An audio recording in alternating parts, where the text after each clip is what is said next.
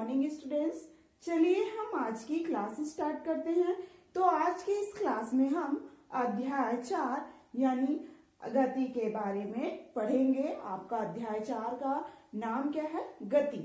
तो गति शब्द से आप पहले भी परिचित हैं। गति का मतलब क्या होगा, चलिए देखते हैं। हम दैनिक जीवन में ऐसी बहुत सारी चीजें यूज करते हैं या उपयोग करते हैं जो हम बिना गति के नहीं कर सकते। जैसे क्या है, हम चलते हैं तो भी गति करते हैं। हमारा चलना, दौड़ना, वाहनों का चलना, उसमें गति होती तभी तो वाहन क्या होता है, चलते हैं। इसके अलावा और भी है, जैसे पेड़ से फलों का गिरना। और क्या हो सकता है, ये एक और उदाहरण हो गया, पक्षियों का उड़ना। तो ये सभी आपके क्या है, गति के उदाहरण है जो हमारे दैनिक जीवन में क्या होते हैं, घटते रहते हैं या घटित होते हैं। इसके अलावा आप लोग कभी इमेजिन किए होंगे कि मान लो जाए हम बस के अंदर बैठे हैं और रोड के किनारे क्या हो रहा है, आसपास रोड के किनारे बहुत सारे पेड़ पौधे लगे होते हैं जनरली। तो आप देखोगे कि बस में सफर करते वक्त जब हम बस के अंदर बैठ के देखते हैं तो वो पेड़ क्या होता है, हमें गति करते हुए दिखाई देता है। के किनारे बहुत सारे पेड़ पौधे लगे होते हैं और अब हम क्या करते हैं, बस में बैठे हुए होते हैं। तो जैसे ही बस स्टार्ट होती है और हम गति करते हैं तो हमें जो रोड के किनारे पेड़ पौधे होते हैं वो क्या होते हैं, हमें गति करते हुए दिखाई देते हैं। लेकिन अब हम उसको बाहर से देखते हैं तो क्या होता है, वही पेड़ पौधा क्या होता है, स्थिर दिखाई देता है। तो यह किस बात पर निर्भर करता है कि वस्तु गतिशील है या स्थिर है, ये अवलोकन करने वाले पर निर्भर करता है कि हम उस पेड़ को हम कहाँ से देख रहे हैं, ये अवलोकनकर्ता पर निर्भर करता है। तो ये हो गया गति के बारे में। अब हम चलते हैं कि गति का वर्णन, मतलब अगला जो हमारा पॉइंट है वो क्या है, गति का वर्णन।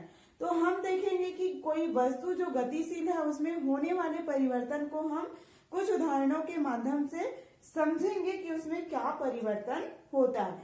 तो यहाँ पर एक एग्जाम्पल लेंगे कि मान लो कोई वस्तु है जो O बिंदु से, यानी उसको मूल बिंदु किसे माना जा रहा है, O।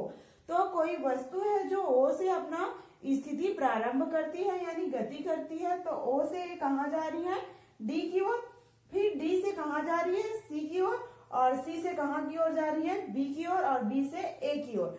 तो इस प्रकार से कोई वस्तु जो A से कहाँ तक चल रही है, A तक पहुंच रही है। तो यहाँ तक की दूरी कितनी होगी, 50 किलोमीटर होगी। यानी OA की जो दूरी है वो कितनी होगी, 50 किलोमीटर होगी। अब ये हो गया उसकी स्थिति, यानी वो कोई वस्तु है जो गति कर रही है, कहाँ से, O से D की ओर, D से C की ओर, और C से B की ओर, B से A की ओर। अब इस हम देखेंगे तो कोई वस्तु कहाँ से कहाँ तक गति की है, O से A तक। तो इसकी जो दूरी है वो कितनी होगी, 50 किलोमीटर होगी। अब जब वही वस्तु क्या होती है, वापस लौटती है, तो ये क्या होती है, B से C की ओर आती है और C से D तक पहुंचती है। तो इसकी जो लंबाई होती है यानी कितनी होगी, 40 किलोमीटर होगी। यानी इसकी कुल लंबाई कितनी होगी, देखेंगे हम। तो हम देखेंगे OA प्लस क्या हो जाएगा आपका AD, ठीक है। तो यहाँ पर OA कितना है आपका 50 और ये क्या हो जाएगा, AD कितना होगा 40। तो टोटल क्या हो जाएगा आपका 90। टोटल क्या हो जाएगा आपका 90 किलोमीटर।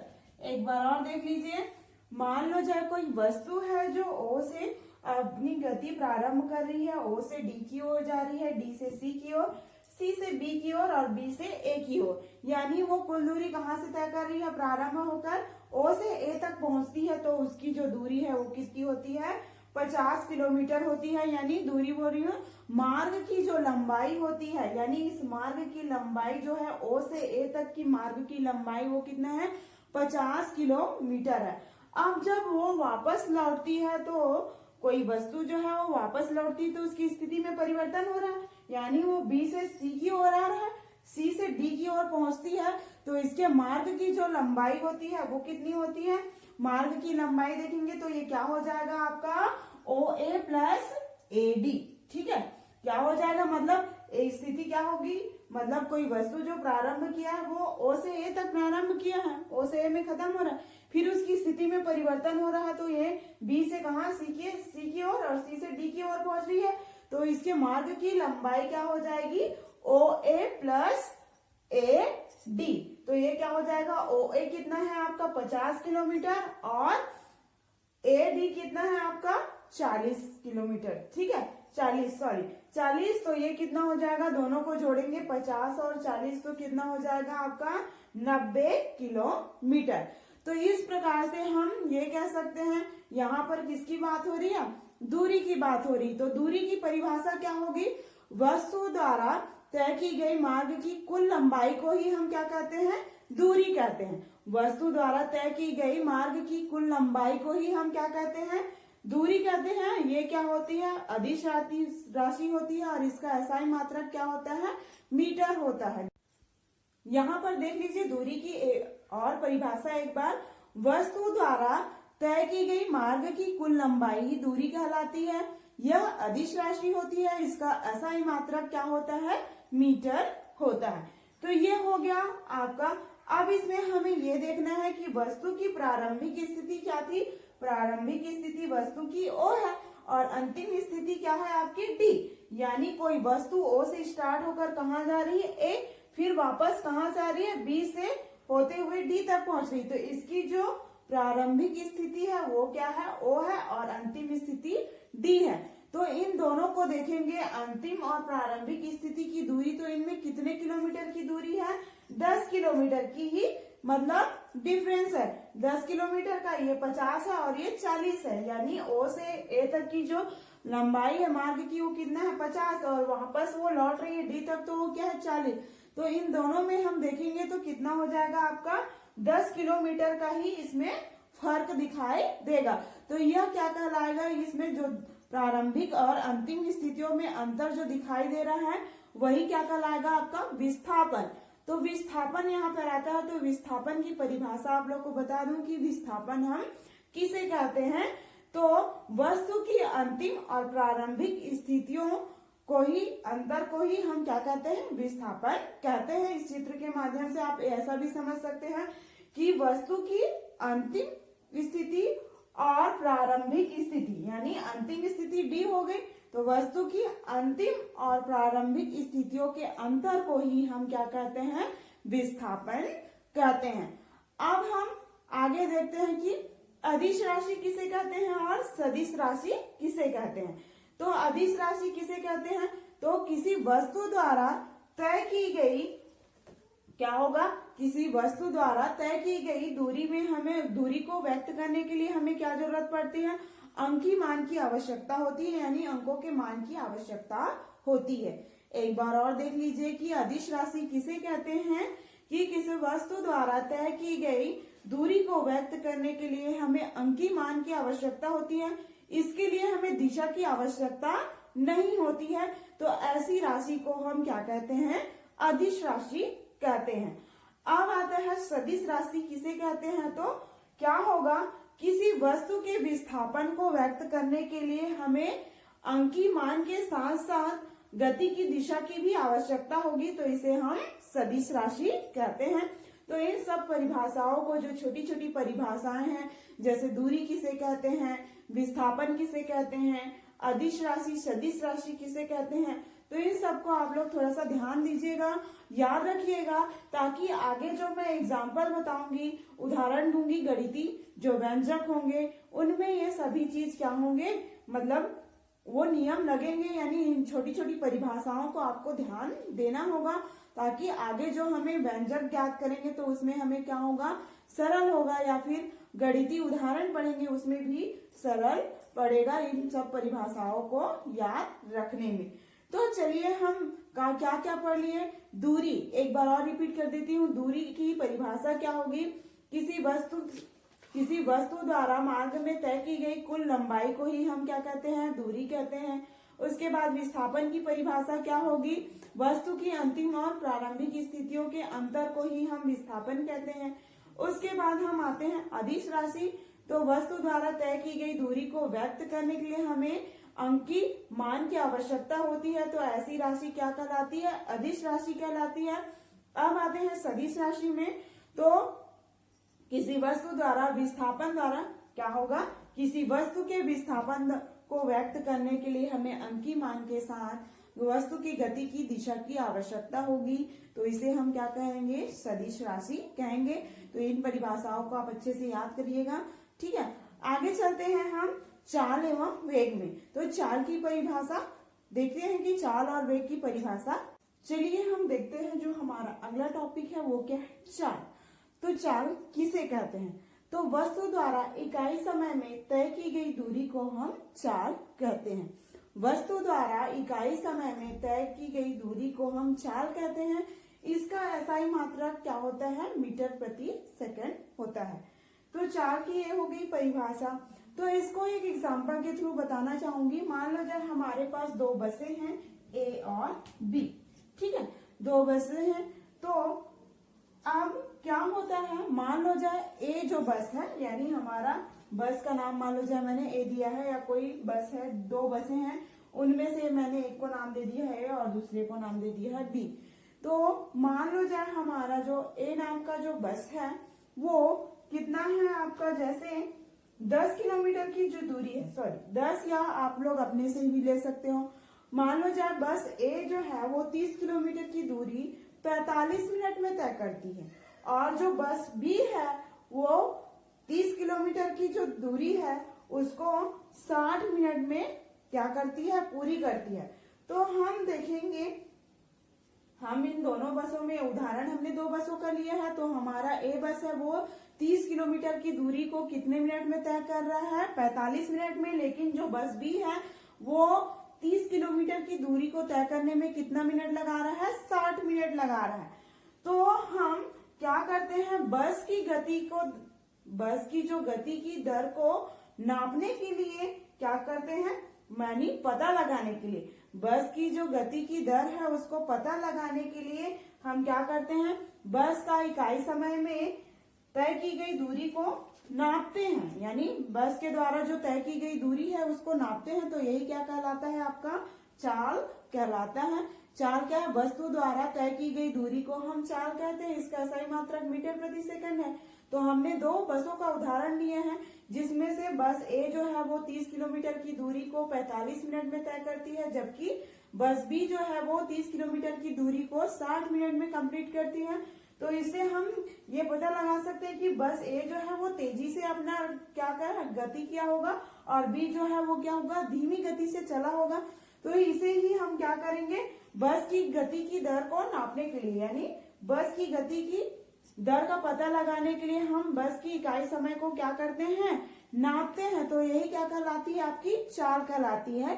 तो और चाल का SI मात्रा क्या होता है? मीटर प्रति सेकंड होता है।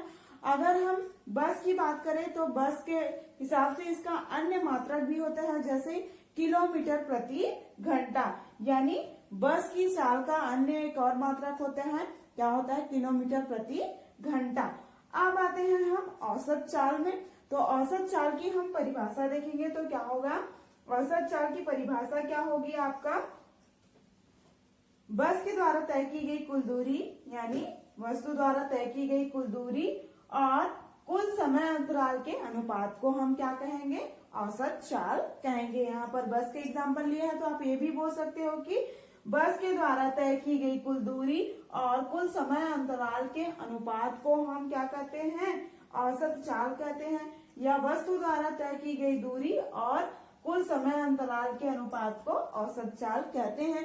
अब औसत चाल को एक एग्जाम्पल के द्वारा समझाऊंगी, एक उदाहरण के द्वारा। तो मैं एक क्वेश्चन पढ़ रही हूँ, एक सवाल जो है न्यूमेरिकल है, तो आप ध्यान दीजिएगा। उदाहरण है आपका, यदि एक कार 2 घंटे में 60 किलोमीटर की दूरी तय करती है तो उसकी चाल कितनी होगी? ठीक है, क्या है क्वेश्चन? एक बार और देख लीजिए। यदि एक कार 2 घंटे में 60 किलोमीटर की दूरी तय करती है तो उसकी चाल कितनी होगी? तो हमें औसत चाल निकालना है। तो कुल दूरी कितना है आपका? 60 किलोमीटर। तो ये कुल दूरी कितना है आपका कुल दूरी बराबर 60 किलोमीटर है। और क्या होगा, समय कितना लग रहा है आपका, सवाल में जो समय दिया है उसमें कितने लग रहे हैं, 2 घंटे यानी 2 आवर्स। ठीक है, सवाल क्या था, यदि एक कार 2 घंटे में 60 किलोमीटर की दूरी तय करती है तो उसकी चाल क्या होगी। तो इसमें औसत चाल का फॉर्मूला लगेगा। तो सवाल में हम देखेंगे कि कुल दूरी कितनी दे रही है आपकी 60 किलोमीटर और कितने घंटे में वो तय कर रहा है, 2 घंटे में। तो क्या होगा आपका, ये सूत्र लगा दोगे, ये सूत्र आपको यहाँ नीचे लिखना है। तो क्या हो जाएगा, यहाँ ऊपर में लिखा हुआ है इसलिए मैं यहाँ नीचे नहीं लिख रही हूँ। तो क्या होगा, औसत चाल बराबर क्या हो जाएगा, मान रख दोगे सीधा, क्या हो जाएगा औसत चाल। तो तय की गई दूरी कितनी है आपकी, तय की गई दूरी कितनी है 60 और समय कितना लग रहा है 2, यानी कुल समय अंतराल कितने लग रहे हैं 2 घंटे। 2 से काटोगे तो क्या हो जाएगा आपका 30 किलोमीटर प्रति आवर्स, यानी 30 किलोमीटर प्रति घंटा। यानी ये बस की बात हो रही है, तो बस की चाल देखेंगे तो इसका अन्य मात्रा क्या होता है, किलोमीटर प्रति घंटा। तो इस तरीके से आपको औसत चाल निकालने आना चाहिए। इसके और भी एग्जाम्पल है तो आप लोग बना के देखिएगा, एकदम इजी है, ज्यादा कठिन नहीं है। आपको सीधा फॉर्मूले में मान रखना है और उसको ये करना है। सवाल में क्या दिया था, कुल दूरी कितनी दी थी 60 किलोमीटर, तो हमने तय की गई दूरी कितना रखा है मान 60 और समय अंतराल कितना रख रहा है 2, और इस 2 को 2 से काटेंगे 60 को तो कितना आ जाएगा आपका 30 किलोमीटर प्रति घंटा। तो क्या होगा, औसत उसकी चाल कितनी होगी, यदि क्या लिखोगे, यदि एक कार 2 घंटे में 60 किलोमीटर की दूरी तय करती है तो उसकी औसत चाल होगी 30 किलोमीटर प्रति घंटा। ऐसे ही और एग्जाम्पल है तो आप उसको भी ध्यान दीजिएगा। चलते हैं हम हमारे अगले पॉइंट की ओर। तो वेग क्या होता है, वेग के बारे में हम बात करें। अगला पॉइंट है वो क्या है, वेग। तो वेग किसे कहते हैं, तो क्या होगा वेग की परिभाषा, वस्तु द्वारा एक निश्चित दिशा में इकाई समय में तय की गई दूरी को वेग कहते हैं। वस्तु द्वारा एक निश्चित दिशा में इकाई समय में तय की गई दूरी को हम वेग कहते हैं। यह क्या होता है, सदिश राशि होती है और इसका ऐसा ही मात्रक मीटर प्रति सेकेंड है, किसका, वेग का। तो ये हो गया वेग की परिभाषा। वेग का सूत्र क्या होगा, वस्तु वेग बराबर क्या होगा, विस्थापन बटे समय अंतराल। वस्तु का वेग बराबर विस्थापन बटे समय अंतराल। अब ये है हमारा एग्जाम्पल के द्वारा हम समझेंगे कि वेग कैसे हमें वेग निकालना है या औसत चाल, इसमें दोनों ही याद करना है। हमने औसत चाल के बारे में पढ़ा है और वेग के बारे में पढ़ा है। तो ये जो एग्जाम्पल है उसमें हमें दोनों ज्ञात करना है, औसत चाल और वेग दोनों ही ज्ञात करना है। तो क्वेश्चन आपका क्या दिया हुआ है, एक कार शहर ए से दूसरे शहर बी तक 40 किलोमीटर प्रति घंटे की चाल से जाती है तथा वही कार 60 किलोमीटर प्रति घंटे की चाल से वापस आती है। तो कार की औसत चाल तथा वेग ज्ञात करें। यानी हमें उसकी औसत चाल और क्या करना है, मतलब जाने में कितना समय लग रहा है ए से बी शहर में, यानी एक शहर से दूसरे शहर जाने में 40 किलोमीटर प्रति घंटे की चाल से वो जाती है, लेकिन आने में उसे क्या लग रहा है 60 किलोमीटर प्रति घंटे की चाल से वो वापस आती है। तो हमें कार का औसत चाल और वेग ज्ञात करना। हम क्या लिख सकते हैं, माना कि शहर ए से दूसरे शहर, माना कि शहर ए से दूसरे शहर बी की दूरी,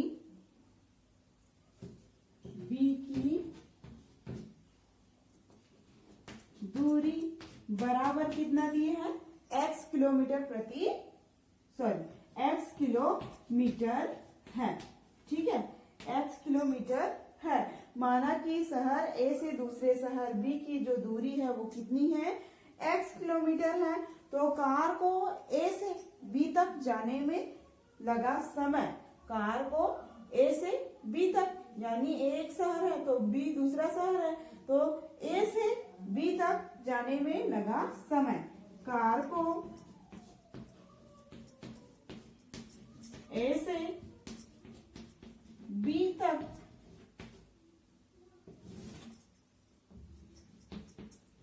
जाने में लगा समय क्या हो जाएगा आपका t1। इसको हम क्या मान लेंगे t1 बराबर क्या हो जाएगा x बटे 40।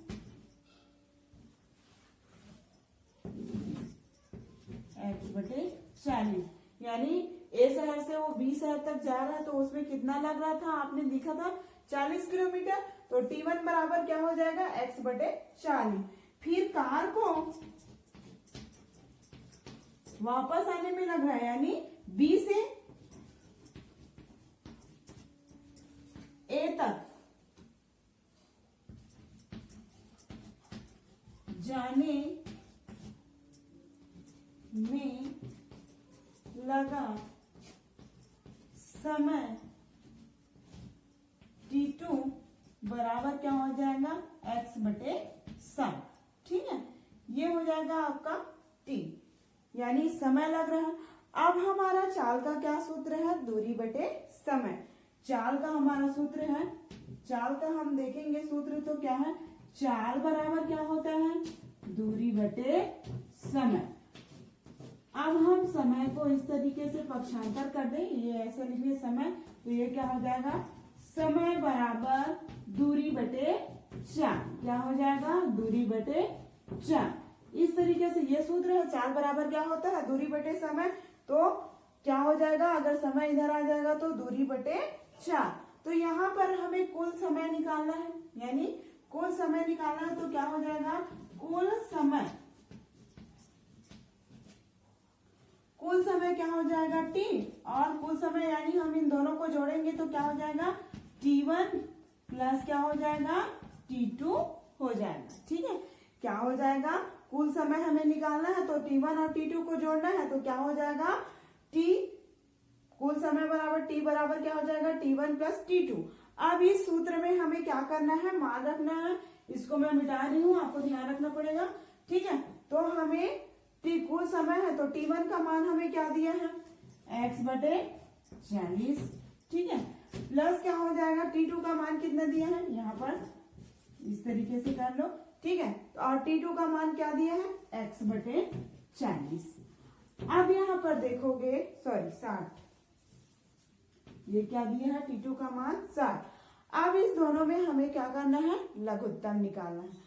तो लघुत्तम निकालोगे तो आपको क्या आएगा मैं बता देती हूँ। लघुत्तम निकाल के तो सबसे पहले ये 40 और ये 60 को इस तरीके से लिखोगे, फिर 2 से भाग दोगे तो 2 दूनी 4 और ये 0, 2 3 6, फिर 2 से जाएगा क्योंकि इकाई में 0 है। ठीक है, फिर 2 एकम 2, फिर क्या हो जाएगा 2 एकम 2 और क्या हो जाएगा 2 पंचे 10। ठीक है, 2 दूनी 4 और 0 आया, 2 3 6 और क्या हो जाएगा 0। अब 2 एकम 2 और ये 0 आ गया, 2 एकम 2 और यहाँ से 2 पंचे 10। अब ये किससे जाएगा 2 से एक बार और चला जाएगा, क्या हो जाएगा 2 पंचे 10 और ये 15 का 15 उतार लिया। अब ये क्या 3 से जाएगा तो देखेंगे इकाई में तो ये 5 हो जाएगा और क्या हो जाएगा आपका 3 पंचे 15। फिर ये किससे जाएगा आपका 5 से, 5 एकम 5। ठीक है, तो अब इन दोनों हम सबका गुणा कर देंगे तो क्या हो जाएगा 2 गुणा 2 गुणा 2 गुणा 3 गुणा 5, 1 2 3, तो क्या हो जाएगा 2 दूनी 4, 4 दूनी 8, 8 गुना 16, 8 तिया 24 और 24 गुणी 5 करोगे तो क्या हो जाएगा 5 चौक 20, हंसी लाए 2, 5 दूनी 10, 10 2 12, तो 120। इसलिए आप लोग को बताई हूँ क्योंकि कंफ्यूज मत हो कि हम लोग ये 120 कहाँ से आए। तो इन दोनों का 40 का और 60 का हम लघुत्तम निकालेंगे तो हमारा कितना आएगा लघुत्तम निकालेंगे तो 120। तो ये क्या हो जाएगा आपका 120। अब इसको काटोगे x बटे 40 गुणा क्या हो जाएगा 120 बटे 1, तो ये क्या हो जाएगा कट जाएगा 4 एकम 4, ये 0 0 कट जाएगा, 4 एकम 4, 4 चौक 4 दूनी 8, 4 तिया 12। ठीक है, तो ये क्या हो जाएगा 4 तिया 12 और इस 3 का और x का गुणा करेंगे तो ये क्या हो जाएगा 3x प्लस आप देखेंगे फिर से काटेंगे इसको हम लिखेंगे तो ये क्या हो जाएगा x बटे 60 गुणा क्या हो जाएगा आपका 120। तो ये भी 0 0 कट गया, क्या होगा 6 कम 6 6 दूनी 12, तो ये क्या हो जाएगा आपका 2x आ गया। अब इन दोनों को हम जोड़ेंगे तो क्या हो जाएगा, 2 और 3 कितना हो गया, 5x बटे क्या हो जाएगा, 120। तो ये 120 ये हो गया। ठीक है, आपका क्या निकल गया, ये पूरा सॉल्व हो गया। अब आगे देखते हैं, ये आपका सॉल्व हुआ क्या है, कुल समय हमने निकाला है।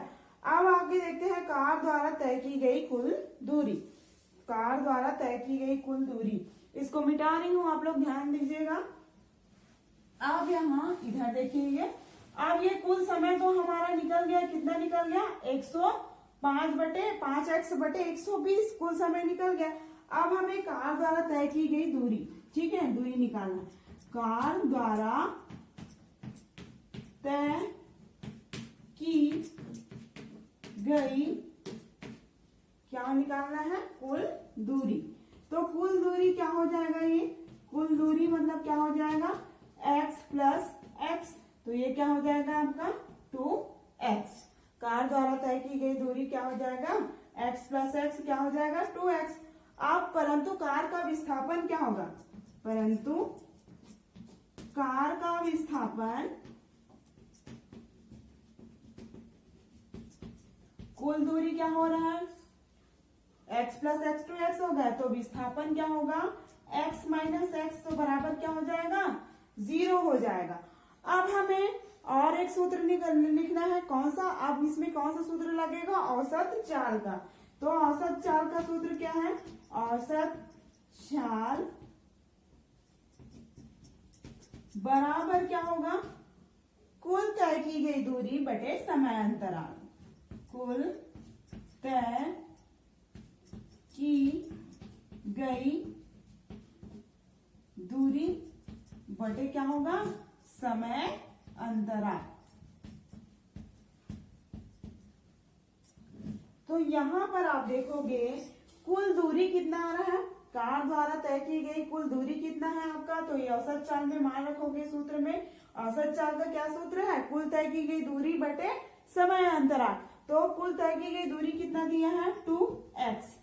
समय अंतराल आपको क्या दिया हुआ है, समय अंतराल हम कितना निकाले थे, जो समय है वो क्या निकाले थे, 5x बटे क्या निकाले थे, 120। अब इसको हम गुणा कर देंगे तो क्या हो जाएगा, ठीक है, क्या निकाले थे हमने, 2x बटे 5x और बटे क्या होगा 120। अब इसको हम गुणा कर देंगे, इधर लिख रही हूं, आप लोग को मिटा के आप लोग ध्यान दीजिएगा। फिर क्या हो जाएगा आपका, ये 2x। अब इसको इंटू करेंगे तो ये अंश वाला जो है, मतलब ये 5x बटे 120 है, तो क्या हो जाएगा 120 बटे 5x हो जाएगा। तो ये x कटेगा, ठीक है, x कट गया। आप देखेंगे इसका इंटू करेंगे तो क्या हो जाएगा, 0 हो जाएगा, 2 दूनी 4, 2 एकम 240 बटे 5। अब इसको भाग दे दोगे, 5 से भाग देगो तो क्या होगा, 5 से भाग दे दोगे 240 को, तो 5 चौक 20, तो क्या हो जाएगा आपका 4 आ जाएगा 20, और क्या बचा 4, ये 5 अट्ठे 40, तो कितना आ जाएगा आपका 48। ये क्या हो जाएगा 48 किलोमीटर प्रति घंटा।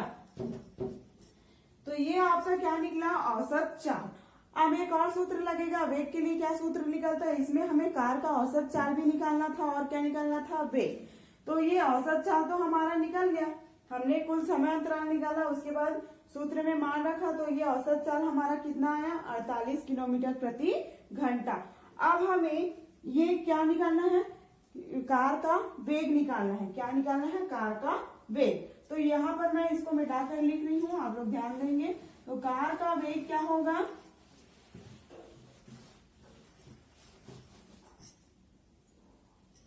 कार का वेग यानी वस्तु का वेग निकाले थे उस समय, तो यहाँ पर वस्तु क्या है, हमारा कार है, तो कार का वेग बराबर क्या होगा, विस्थापन बटे समय अंतराल। सॉरी, इधर का मिटा दी, विस्थापन बटे समय अंतराल।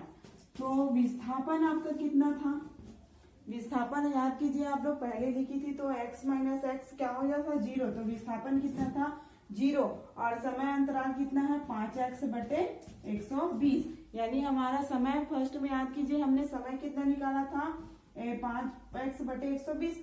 अब क्या हो जाएगा 0 इंटू क्या हो जाएगा 120 बटे क्या हो जाएगा ये 5x। ठीक है, इस तरीके से बटे में इसका इंटू करेंगे तो क्या आएगा 0 ही आएगा और इसको भाग देंगे तो ये क्या होगा 0।